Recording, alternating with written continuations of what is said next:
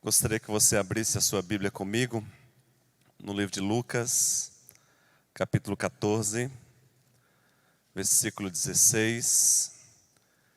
Livro de Lucas, capítulo 14, versículo 16 em diante. Lucas 14, 16. Todos acharam? Amém? Eu só queria pedir para os diáconos, por favor, para acender essa última luz aí, essa última luz do templo, fazendo favor. Obrigado, irmãos. Porque os irmãos já estão de máscara, e escuro lá no fundo, aí vocês judiam de mim. A vista está boa ainda, mas iluminado fica melhor. Obrigado, gente. Livro de Lucas, capítulo 14, versículo 16 a 20. Todos acharam? Amém? Diz assim a palavra de Deus, então. Ele, porém, respondeu: certo homem deu uma grande ceia e convidou muitos. À hora da ceia, enviou o seu servo para avisar aos convidados: vinde, porque tudo já está preparado.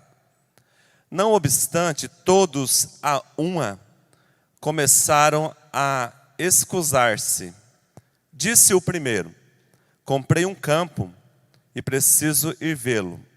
Rogo-te que me tenhas por escusado.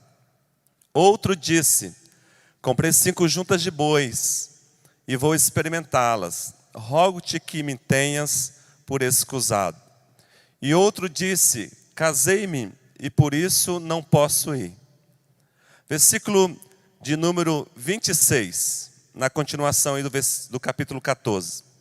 Se alguém vem a mim e ama mais a seu pai, mãe, mulher e filhos, e irmãos e irmãs, e ainda a sua própria vida, não pode ser meu discípulo. E qualquer que não tomar a sua cruz e vier após mim, não pode ser meu discípulo. Pois qual de vocês, pretendendo construir uma torre, não se assenta primeiro para calcular a despesa e verificar se tem os meios para concluir? Para não suceder que, tendo lançado os alicerces e não a podendo acabar, todos os que a virem zombem dele, dizendo: este homem começou a construir e não pôde acabar. Amém? O título da nossa reflexão nessa noite é, vocês podem ler comigo, o título é Compromisso. E esse texto que eu li fala sobre compromisso. Mas não apenas sobre compromisso, fala também sobre comprometimento. E fala também sobre prioridade. Uma festa foi organizada, os convites enviados. E a expectativa do anfitrião é que os convidados comparecessem na festa. Obviamente, essa história contada por Jesus refere-se primeiramente à grande festa da salvação. O convite é para as bodas do Cordeiro, a celebração da salvação. E aí 3 personalidades acabam recusando o convite. O primeiro recusa o convite e ele se refere a um campo que ele tinha comprado. O segundo recusa o convite se referindo aos bois que ele tinha comprado e precisava experimentar. O terceiro recusa o convite porque havia casado-se. Não sabemos se é um homem que casou e não podia, ou se é uma mulher que casou e não podia, mas a resposta é que eles não poderiam ir. O primeiro representa os bens como prioridade. O segundo representa o trabalho como prioridade. O terceiro representa a família como prioridade. O compromisso do primeiro era com os seus bens. O compromisso do segundo era com o trabalho. O compromisso do terceiro era com a sua família. E a gente percebe que todas essas coisas são razoáveis. que essas coisas são importantes, necessárias e que elas têm valor. Mas Jesus ele começa a tecer na sua fala uma nova perspectiva de onde deve estar o nosso compromisso maior e o nosso melhor compromisso.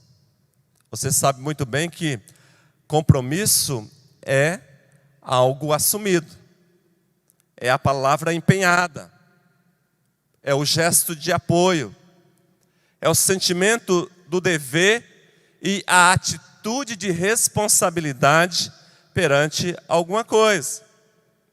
Já o comprometimento é colocar o seu coração naquilo que você está fazendo, dando sempre o melhor de si. Comprometimento é o ato de dedicar-se intensamente, é entregar-se a uma causa, a uma meta, a um desafio, a um objetivo, a uma missão. A pessoa que se compromete irá buscar sempre a melhor maneira possível de realizar aquilo que ela se propôs a realizar. Aí eu olho para a Bíblia Sagrada, não somente nesse texto, mas em tantos outros, que o plano eterno de Deus é que eu e você definamos a nossa vida a partir de compromissos assumidos, através dos compromissos. Deus, ele nos criou para sermos comprometidos. Primeiramente, ele exige compromisso de nós porque o próprio Deus está comprometido com a gente. Deus, ele está tão comprometido com a gente, e ele levou tão a sério esse compromisso, que a Bíblia diz que há séculos atrás ele morreu por causa desse compromisso assumido por mim e por você. Glória a Deus por isso, amém? Então Deus está comprometido. E nessa noite eu gostaria de compartilhar com vocês 4 compromissos do cristão. Compromisso com Deus, compromisso com a família, compromisso com a igreja e compromisso com a cidade. Faltará-me tempo para falar, por exemplo, do compromisso consigo próprio, do compromisso com o próximo e tantos outros compromissos que podem se desdobrar desses 4 mencionados agora por mim. Primeiro compromisso, repita comigo, com Deus. Com Deus. O cristão genuíno é compromissado com Deus. Mas acredito eu que dificilmente alguém se compromete adequadamente com pessoas, instituições, consigo mesmo ou com o próximo, sem ter um compromisso devidamente acertado com Deus. A base do nosso compromisso com o outro estará relacionado diretamente ao tipo de compromisso que eu assumi com Deus. Porque dependendo do tipo de compromisso que eu tenho com Deus, será essa forma que eu vou conduzir a minha vida nos meus relacionamentos interpessoais, com pessoas, instituições e assim por diante. Compromisso com Deus. O compromisso com Deus, ele está relacionado basicamente na fé e no temor. Ou ele começa com a fé e se desenrola com o temor. O Salmo 33, versículo 8 e 9 diz que cada habitante da terra deve crer e temer o Senhor. O temor, ele é diferente do medo. Porque o temor, biblicamente falando, é o receio de desagradar a Deus. É o pavor de pecar contra Ele. Temor a Deus é o dever que eu tenho como filho, que comportamentos eu tenho como filho, é demonstrar gratidão a Deus, independentemente das circunstâncias ou situação. Temor a Deus é obediência, é corresponder com amor, o amor que Deus tem demonstrado por mim. A Bíblia diz que Deus, Ele deve ser temido, amém? Porque os caminhos de Deus são mais altos do que os nossos caminhos. Entregar-se ao temor a Deus significa, basicamente, estar entregando ao Senhor a nossa vida total e completa. O temor a Deus não é obedecer regras, preceitos, é estar em contato íntimo e em comunhão com Ele. O que eu acho interessante é que, quando a gente teme algo ou alguém, a nossa tendência primária é nos afastarmos deste algo ou deste alguém. O temor a Deus é diferente. Não afasta o crente de Deus, pelo contrário, aproxima você mais de Deus. Aproxima você mais das bênçãos de Deus. Aproxima você mais da pureza moral em Deus. Aproxima você mais da salvação em Deus. O relacionamento com Deus, esse compromisso é marcado por fé e temor, mas também é marcado por amor e obediência. A Bíblia diz em João capítulo 15, versículo 14: Vós sois meus amigos, se fazeis o que eu vos mando. João 15, 21 diz: Aquele que tem os meus mandamentos e os obedece a eles, esse é o que me ama. Eu acho extraordinário João 14, 21. Aquele que obedece os meus mandamentos é o que me ama. O Maquiavel, ele disse que o príncipe, ele deve ser ou amado ou temido. E o próprio Maquiavel conclui que é mais seguro para o príncipe a segunda opção. Haja vista não ser possível ele ser ao mesmo tempo amado e temido. E ele diz que a segunda opção é melhor porque as pessoas são ingratas, são volúveis, são dissimuladas, são ambiciosas. Aí eu olho para a Bíblia Sagrada e eu percebo que Deus, Ele sempre quis e quer ser amado antes de ser temido. Tanto no Antigo Testamento quanto no Novo Testamento. Deus, Ele quer ser amado acima de todos os outros amores que você tem, amém?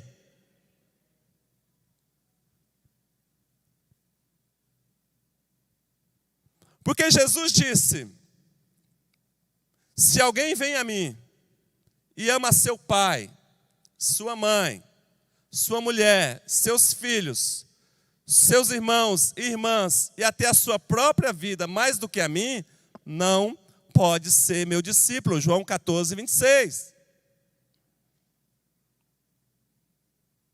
Mas a base dessa obediência a Deus tem que ser o amor.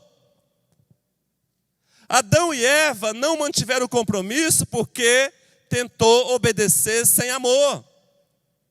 O povo de Israel constantemente desonrava o compromisso com Deus porque tentava obedecer sem amá-lo. Os reis de Israel, os juízes de Israel tentaram obedecer sem amar e fracassaram. A questão toda é: eu obedeço porque amo, não obedeço porque tenho medo. Meu irmão, irmã, você deve querer ir ao céu por causa do seu amado Jesus e não por medo do inferno, amém? Essa tem que ser a sua motivação maior. Eu percebo na Bíblia que o relacionamento entre Yahvé e o povo no Antigo Testamento era na base do medo e na tentativa de obediência. Mas na Nova Aliança, o relacionamento entre Jesus e a igreja é na base do amor e da obediência. Sabe por quê? Porque a obediência na base do medo gera religiosidade. A obediência na base do amor e do temor gera santidade. E Deus não busca religioso. Deus busca santos. Amém? Deus busca santos. Então, o seu compromisso primeiro, na vida, tem que ser com Deus. O seu segundo compromisso na vida tem que ser com a família. 2 Samuel capítulo 7, versículo 29 diz: agora, pois, por tua bondade, abençoa a família de teu servo, para que ela continue para sempre na tua presença. Tu, soberano Senhor, o prometeste, e abençoada por ti, bendita será para sempre a família do teu servo. Que oração extraordinária nós temos aqui no livro de 2 Samuel. Uma bênção sobre a família. Você gostaria que a sua família fosse abençoada, amém? A base da bênção sobre a família é o compromisso. O lar não é a casa e nem os seus moradores. O lar é o sentimento de união que envolve a família em prol da harmonia doméstica.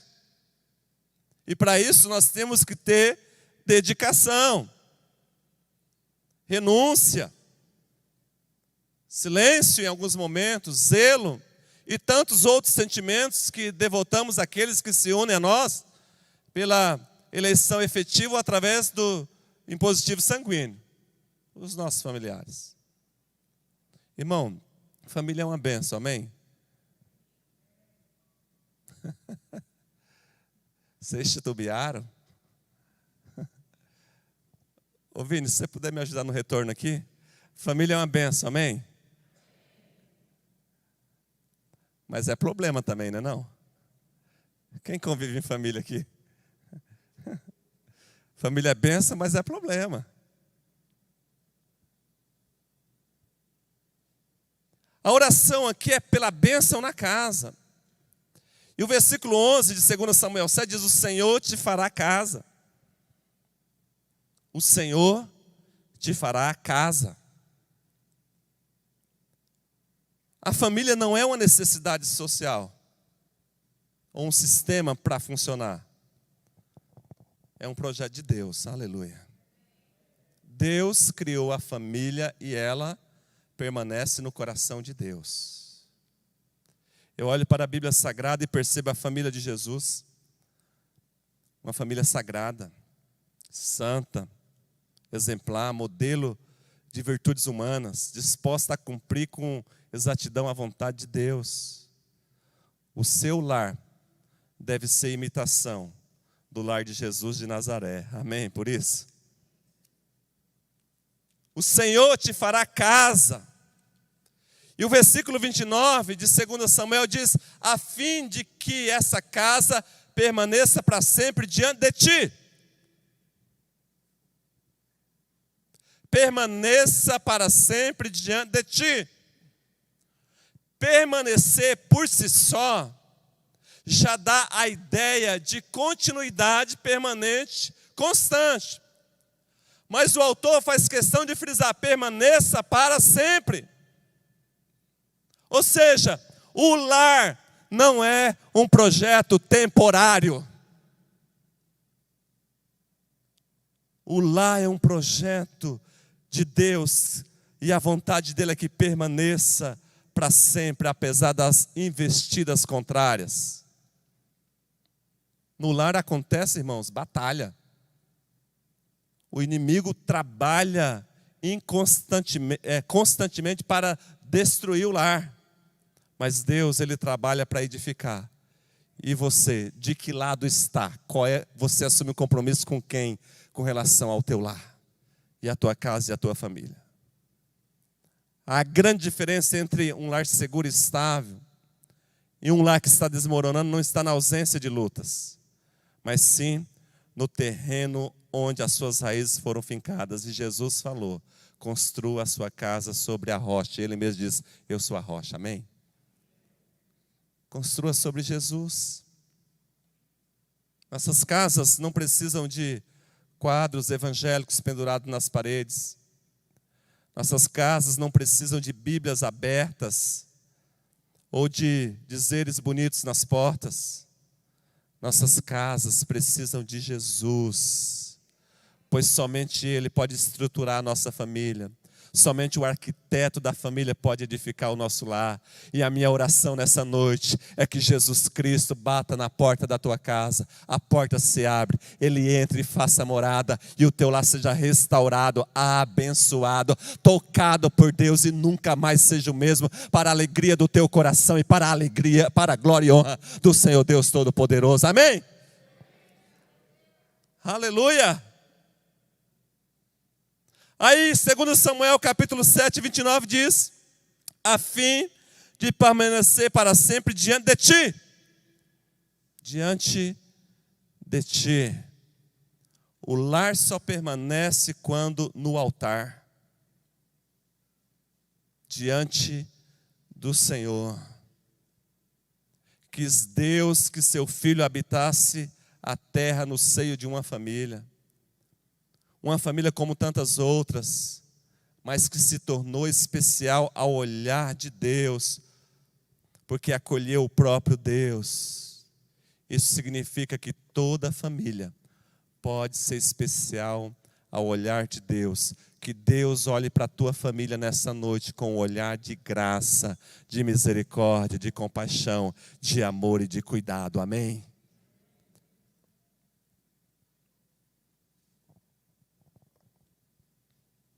A Bíblia diz, no Salmo 127, se o Senhor não edificar a casa, em vão vigiam aqueles que a edificam.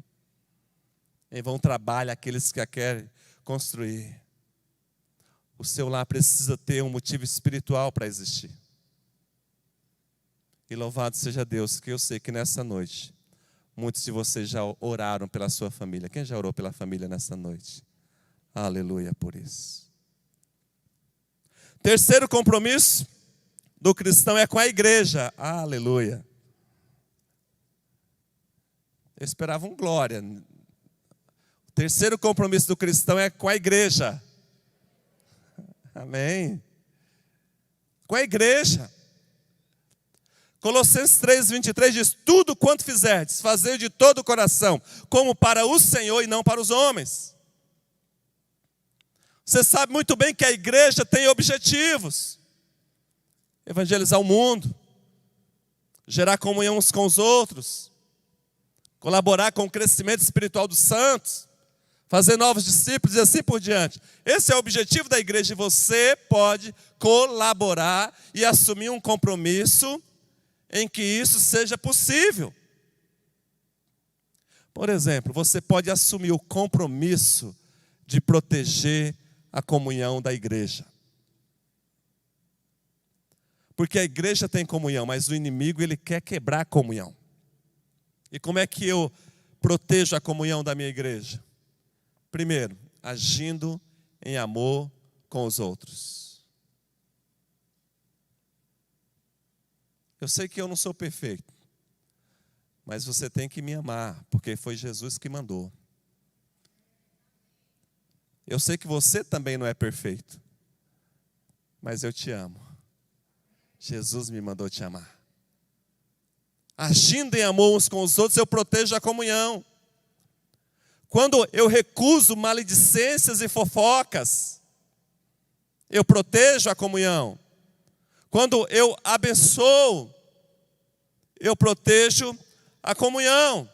Esse é um compromisso que nós temos que ter com a igreja. Com a igreja também eu tenho que ter em você o compromisso de promover o crescimento da igreja. Primeiro, orando pelo crescimento. Segundo, convidando os crentes não evangélicos para virem à igreja. Terceiro, recebendo com carinho os convidados. Por falar nisso, quem nos convida nessa noite, que não é membro da igreja e nos visita nessa noite? Aí, ó. Quanta gente nos visitando nessa noite. Sejam bem-vindos. Deus abençoe em nome de Jesus Cristo. A porta dessa casa está sempre aberta para vocês. Terceiro, como é que eu assumo um compromisso com a igreja? O compromisso de servir em um ministério da igreja. Que jeito? Descobrindo os dons. Todos nós temos um dom que pode ser utilizado na casa de Deus. Recebendo treinamento para o aperfeiçoamento desse dom. E desenvolvendo um coração de servo. Quarto, qual compromisso eu posso assumir com a igreja? Testemunhar a fé. Como é que o cristão testemunha da sua fé?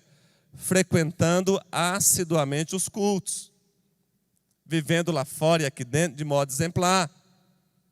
Sendo dizimista fiel e ofertante fiel.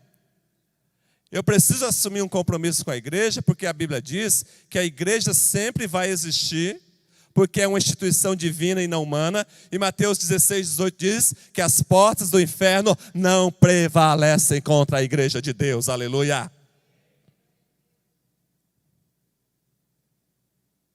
Sempre vai existir.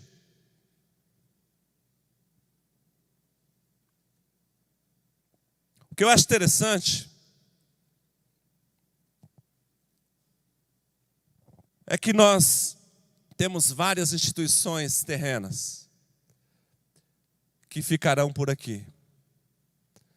Mas a igreja é uma instituição que não é terrena, é de Deus. E ela vai continuar no céu depois do arrebatamento da igreja. A sua empresa não vai existir no céu. Essa cidade não vai existir no céu. É duro o que eu vou te dizer agora, mas é realidade. A sua família não vai existir no céu. O que vai existir no céu é a igreja. Todas as coisas do lado de baixo são temporais. Apenas a igreja é atemporal. Todas as coisas do lado de baixo do céu são passageiras, apenas a igreja é eterna. É por isso que as portas do inferno não prevalecem contra a igreja, porque a igreja está presente na terra por um momento, e daqui uns dias o céu vai se abrir, os anjos vão tocar as trombetas, e nós, no abrir e fechar de olhos, seremos arrebatados, estaremos para sempre com o Senhor. Maranata, hora vem, Senhor Jesus! Aleluia! Compromisso com a igreja. E por fim, todo cristão tem que ter um compromisso com a cidade. Com a sua cidade. A Bíblia Sagrada menciona 600 cidades. E a Bíblia diz que Jesus escolheu Jerusalém para uma entrada triunfal. Porque ele tinha um plano para aquela cidade. Deus tem um plano para a nossa cidade, amém? Independentemente de quantos municípios existam hoje, no Paraná são 399, no Brasil um pouco mais de 5.000. Mas Deus tem um plano para cada um. João 12, versículo 12 diz: Jesus estava a caminho de Jerusalém. E a Bíblia diz que ele vai se aproximando e ele entra na cidade. Ele entra por causa dos pecadores, por causa dos marginalizados. Ele entra por causa dos executivos de corporações. Ele entra por causa dos sem-teto. Ele entra por causa dos artistas, dos fazendeiros. Ele entra por causa das prostitutas, dos viciados. Ele entra por causa dos fiscais. Ele entra por causa das vítimas de AIDS, de câncer. Ele entra por causa dos vendedores de carros usados. Ele entra por causa dos pedreiros, dos bombeiros, dos políticos, dos pastores. Ele entra por sua causa, amém? Jesus entra em Biporã por sua causa. Por você. E a Bíblia diz que quando ele entra em Jerusalém, ele chora pelos moradores da cidade. E diz também que ele procura alguém para chorar com ele. Em Atos 17:16 diz que em Atenas, o espírito de Paulo se revolta por ver a cidade no estado que estava. E o apóstolo Paulo tinha o Espírito Santo. E é por isso que ele se compadecia dos perdidos e da cidade, assim como Jesus. E a minha pergunta é: você se compadece da nossa cidade? Amém? Compromisso com a cidade. A Bíblia diz: orai pela paz e pela prosperidade de Jerusalém, porque na sua paz e na sua prosperidade está a sua.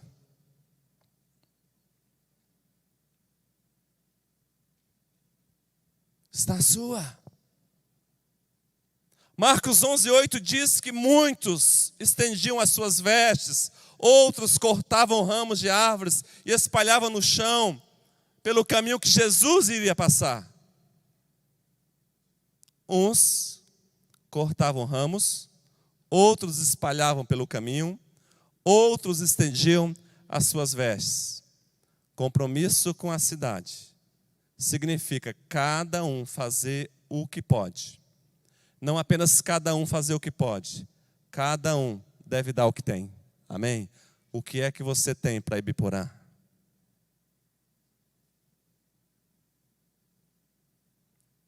Você já parou para pensar o que pode acontecer em Ibiporã?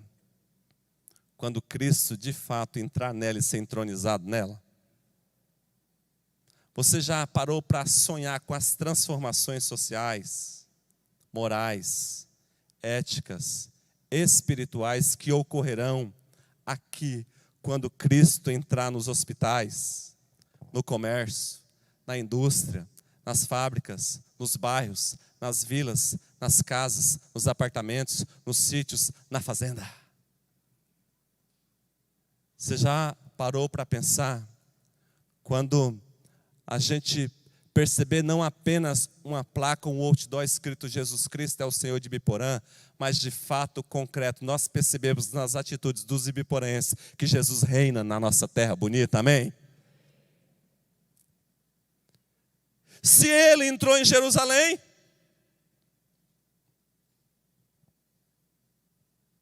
já imaginou o que pode acontecer quando Cristo habitar aqui?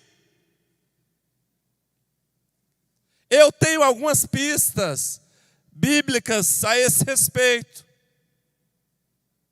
Zacarias 8:3 diz que a cidade é conhecida como a cidade da verdade, porque Jesus é a verdade.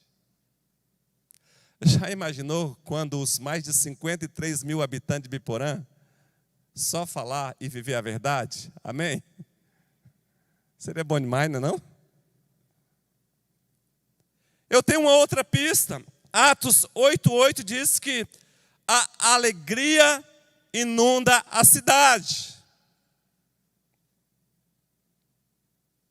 Alegria, não apenas em um coração, mas 53 mil habitantes felizes da vida,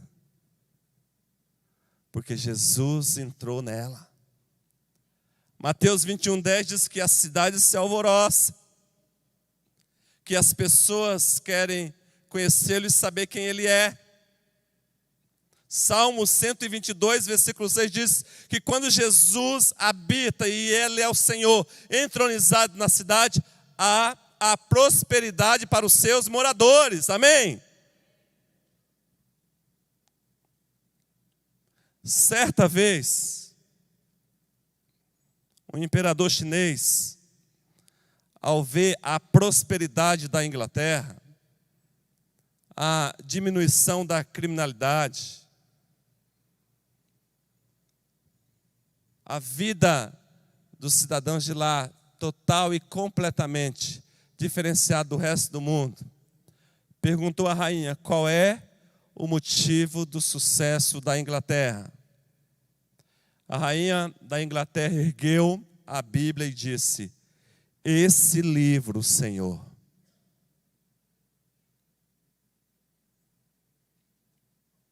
Se você quer ser bem-sucedido no teu compromisso com Deus, obedeça esse livro, senhoras e senhores. Se você quer ser bem-sucedido no seu compromisso familiar, obedeça esse livro, senhoras e senhores. Se você quer ser bem-sucedido nos seus compromissos com a igreja, obedeçam esse livro, irmãos e irmãs. Se vocês querem ser bem-sucedidos nos seus compromissos com a cidade, obedeçam e pratiquem esse livro, homens e mulheres que estão presentes aqui nesta noite. Amém? Esse livro, Senhor, esse livro.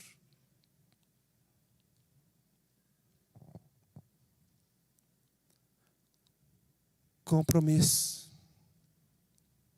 Todos nós aqui, que já participamos em um momento ou outro de algum evento corporativo, já ouvimos a história da galinha e do porco. Quem já ouviu essa história?